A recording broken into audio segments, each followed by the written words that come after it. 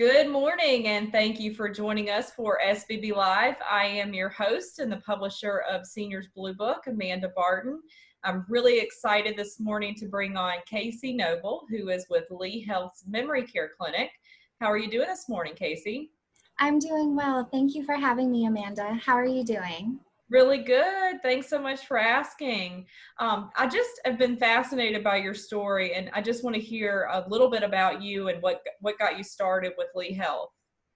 Good. Well, I am a master level social worker. I have dedicated my career to working in the healthcare system. My first role as a Bachelor of Social Work was working in the Thalia unit, memory care unit at Heartland Healthcare with individuals who have cognitive impairment and needed more support than they were able to get in the home setting. I then pursued my master's degree and needed a flexible schedule, so I transitioned to the hospital setting where I was able to work with a diverse group of people, all demographics, ages, and really gained a lot of knowledge and built up my skill set. But I missed working with the aging population. It's such a special group to me, and I really have a passion for it. And the opportunity came up to join the team at Lee Memory Care, which is a state-designated memory disorder clinic, as the medical social worker providing support to caregivers and those who are diagnosed with a type of dementia. And I couldn't miss the opportunity to join. And I bet they're so excited to have you there as well. And I couldn't agree more. It's a very unique and special age group that we're dealing with, this geriatric group.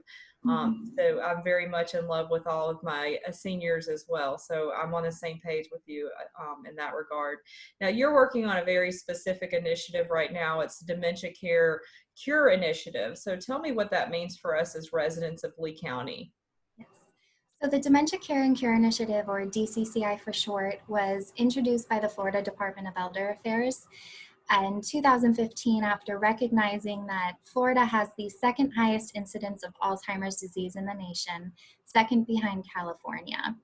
In Lee County, we have over 21,000 residents affected by Alzheimer's.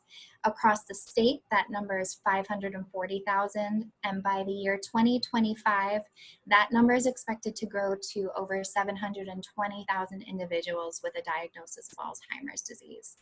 We also have over 1 million unpaid caregivers across the state of Florida, providing direct care to a loved one with Alzheimer's or another type of dementia, and not getting paid for their services.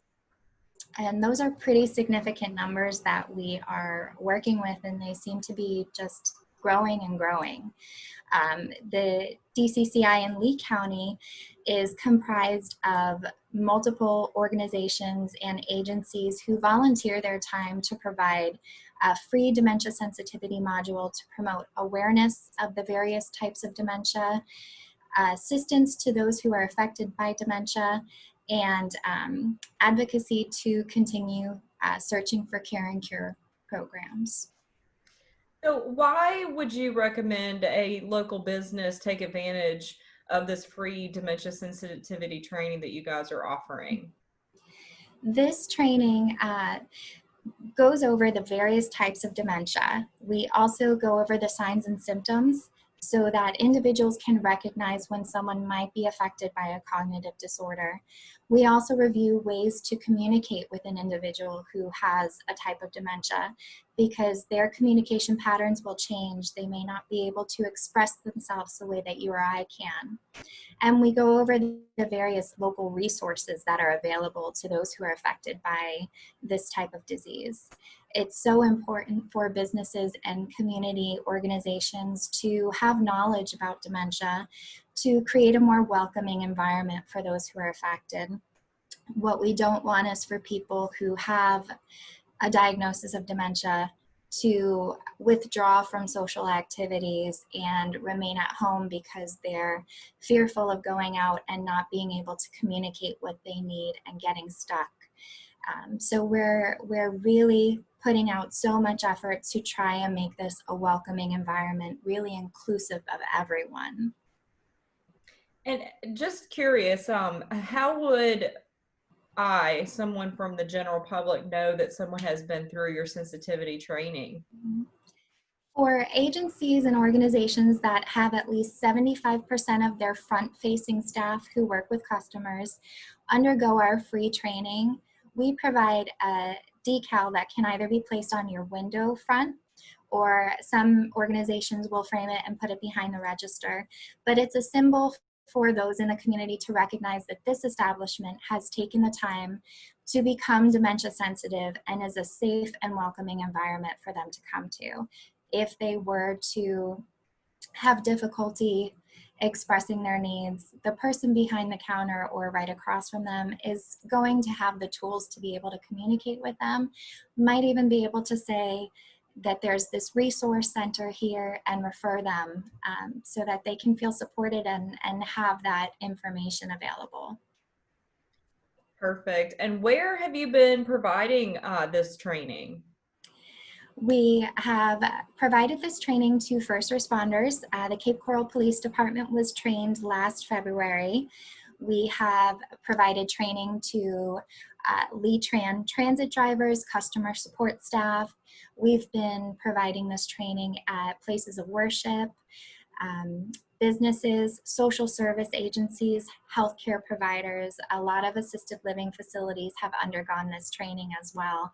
Really want to capture the whole environment that a person who has dementia would come into contact with, and that's their community, their places of worship, their first responders, healthcare providers, any type of business, financial institutions, and really just anyone that that person might come into contact with for any reason. We want to provide this training to them so that we can all embrace what this diagnosis encompasses and really just help provide a more comforting environment for them. No, that's fantastic. And what would you say to just the general public about being more dementia friendly? What advice would you have? Mhm. Really, it's to take this free training.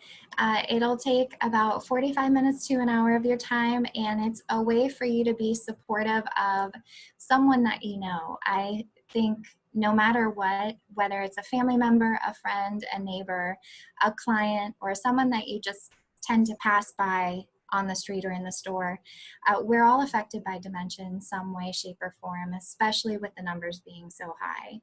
And it's just so important to be able to communicate and to be a support to that person, even if all you can do is listen.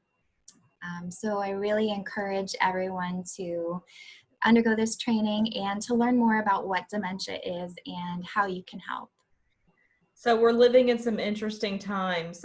Tell me how somebody would get access to this free training now that we're dealing with COVID-19. Yes. Since the pandemic started, pretty much everything has been virtual since we're not able to have social gatherings.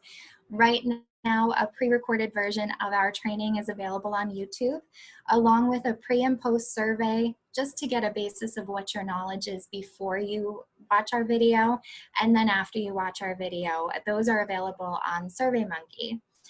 And so it's easy access. You can do it at your convenience. One other thing that I would like to mention is my caregiver support group recently had a special guest, Dr. Kim Swanson with the Lee County Sheriff's Office, talking about COVID-related scams. And what's interesting is that Florida is the second highest incidence of COVID-related scams, second behind California again. So those numbers really seem to correlate, making it even more important or imperative to really undergo this free training. Yeah, it sounds like Florida and us, we have a little something in common when it comes to those things. So, well, thank you so much for coming on the show today, Casey. It was really great getting to know you, and I appreciate everything that you're doing for the community. Okay, thank you so much for